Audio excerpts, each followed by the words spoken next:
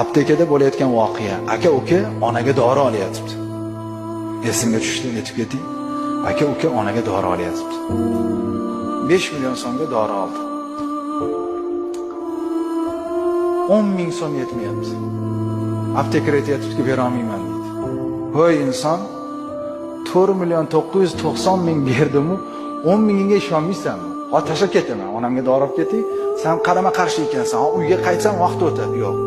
Uzr, kamera turibdi, mana kompyuterga tushmasa, bizni ishdan oladi. Aka turibdi. Bir tiyin bermagan ekan. Mana hujjatim, 10 ming so'm. Uyalib ketyapman deydi hali yigit. 10 ming so'mga olmayapti aptekar, lekin undan yomoni jigarim bo'lgan bitta onadan tug'ilgan akam, 10 ming men beraman demayapti. Ber 10 ming.